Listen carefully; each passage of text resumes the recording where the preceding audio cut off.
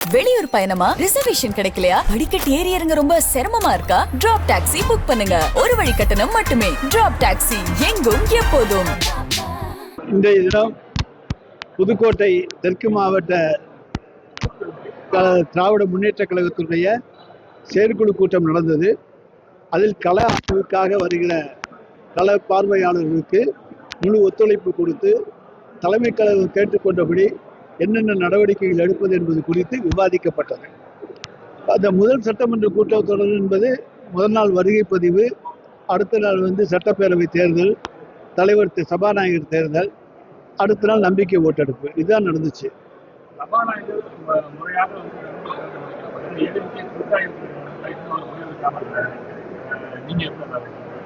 அதாவது ஒரு இயக்கத்திற்கு ஏ ஃபார்ம் பி ஃபார்ம் இதை யார் கையெழுத்து போட்டு கொடுக்குறாங்களோ அவங்க தான் கட்சியினுடைய அங்கீகரிக்கப்பட்ட தலைவர்.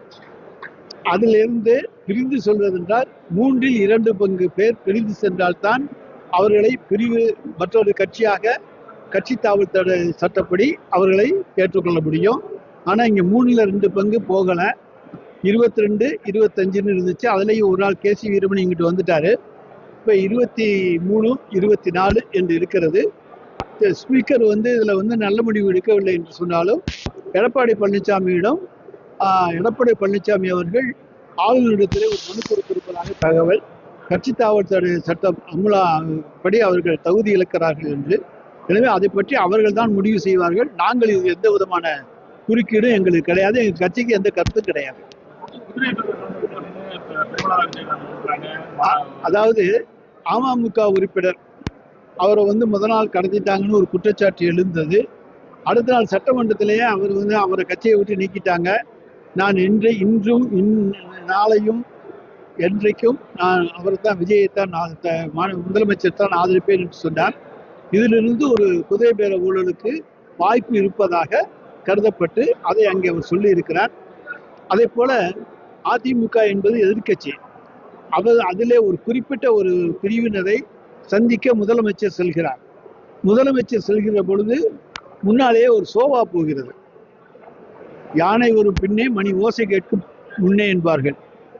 அதே போல சோபா வரும் முன்னே முதலமைச்சர் வருவார் பின்னே என்கிற கதையாக இன்றைக்கு தமிழ்நாடு மாறி இருக்கிறது.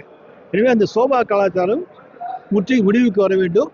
சோபாவில் என்ன கொண்டு போனார்கள் என்பதை புஷ்பா படத்தை உதாரணம் காட்டியே எங்களுடைய சட்டமன்ற எதிர்கட்சி தலைவர் மாண்புமிகு உதயநிதி ஸ்டாலின் அருமையாக பேசியிருக்கிறார்.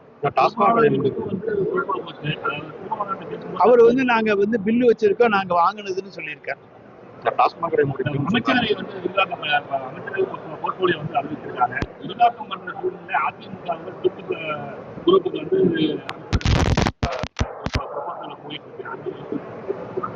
அதாங்க, அது இனிமே ஆளுநர் கையில் இருக்கு.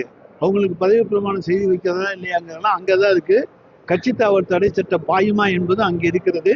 ஆனால் நம்முடைய அரசியலமைப்பு சட்டப்படி 2/3 நபர்கள் ஒரு கட்சியை பிரிந்து செல்லவில்லை என்று சொன்னால் கட்சி தாவல் சட்டப்படி அவர்கள் பதவி இழக்கக்கூடிய சூழ்நிலை உருவாகும். ஆட்சியில் பங்கு அதிகாரத்தில் பங்கு தமிழ்நாடு ஒத்துவராது. ஆனா இப்போ ஆட்சியில் பங்கு கொடுக்கலாம்னு சொல்லியிருக்காங்க. இதை எப்படி பாக்குறீங்க? யாரு தமிழக வெற்றி கழகத்திலே சொல்றாங்க.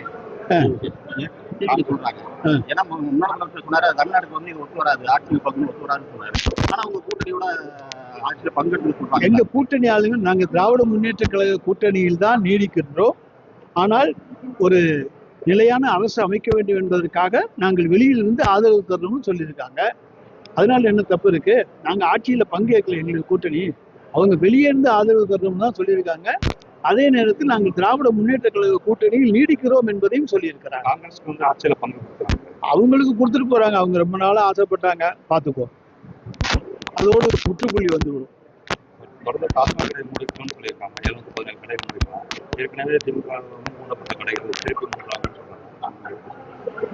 அதாவது எங்களுக்கு தெரிஞ்சு 717 நம்பர் வெளியே வர்ற போதுதான் அது என்னங்கிறது தெரியும்.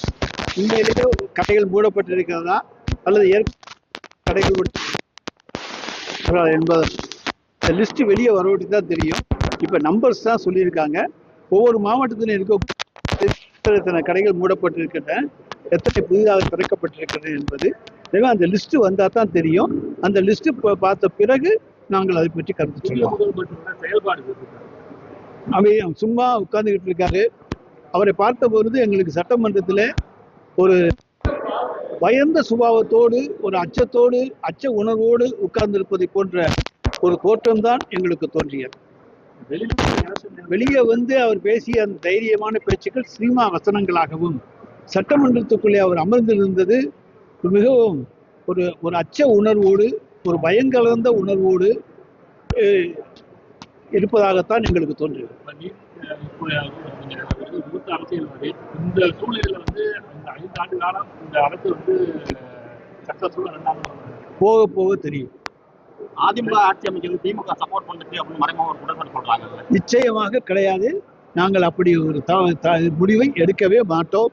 எங்களுக்கு ஒரு தரம் இல்லை, 2 தரம் ஆட்சியை இழந்தவர்கள். திராவிட முன்னேற்ற கழகம் ஆட்சியில் இருந்த பொழுது 1976 ஆட்சியை இழந்திருக்கிறோம், 1990 ஆட்சியை இழந்திருக்கிறோம். அதனால எங்களுக்கு பதவி ஆசை கிடையாது. எங்களுக்கு கொள்கை தான் முக்கியம். பதவி ஆசை திராவிட முன்னேற்ற கழகத்துக்கு கிடையாது. எங்கள் கொள்கைப்படி தான் நாங்கள் நடப்போம்.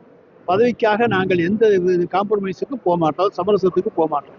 அதிமுக கடந்த தேர்தல் 21 தேர்தல் 47 வந்துருக்கு. அவங்களோட பார்ட்டி வந்து கலைஞ்சு போறதுக்கான சூழ்நிலை அது தேர்ந்து போய் அங்கே இருக்கக்கூடிய பலர் எங்களுக்கு கிடைத்த தகவல், சேலம், ஈரோடு, கோயம்புத்தூர் அந்த பகுதிகளில் இருக்கக்கூடியவர்கள்லாம் செங்கோட்டையனை மாண்புமிகு இன்னைக்கு மாண்புமிகு அமைச்சர் செங்கோட்டையனை அணுகி தாவைக்காவில் சேருவதற்காகவும் அங்கே உள்ளாட்சி தேர்தலில் சீட்டு பெறுவதற்காகவும் முயற்சித்துக் கொண்டிருப்பதாக ஒரு தகவல் எல்லா இடத்திலும் இருக்கிறது. அதே போலவே தமிழ்நாட்டில் பல பகுதிகளிலையும் இருக்கிறவங்க அங்கே போனால் ஏதாச்சும் நமக்கு வாய்ப்பு கிடைக்குமா என்கிற நிலையில இன்னைக்கு கட்சி தாவறதுக்கு தயாராக இருக்காங்க. ஆனால் திராவிட முன்னேற்ற கழகத்திலிருந்து யாரும் போக தயாராக